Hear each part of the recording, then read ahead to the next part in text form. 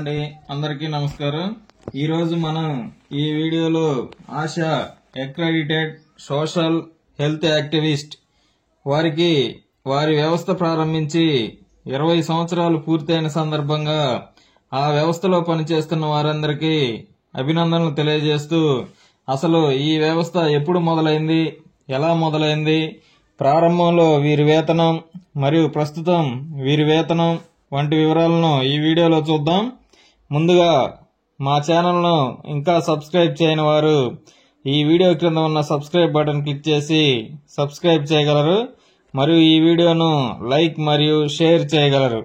ఇక ఈరోజు ఈ వీడియోలోకి వెళితే మన దేశంలో మొట్టమొదటగా ఈ ఆశా వ్యవస్థను 2005లో మొదట గ్రామీణ ప్రాంతాల్లో ఈ వ్యవస్థను NHRM national rural health machine లో భాగంగా ప్రవేశపెట్టారు।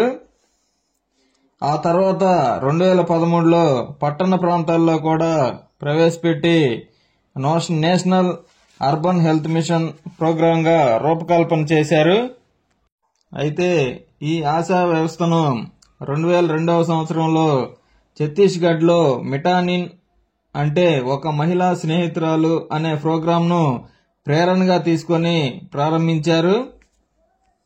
వీరికి మొదట ఇన్సెంటివ్స్ ఇచ్చేవారు, అయితే ప్రస్తుతం ఫిక్స్డ్ వేతనం ఇస్తున్నారు।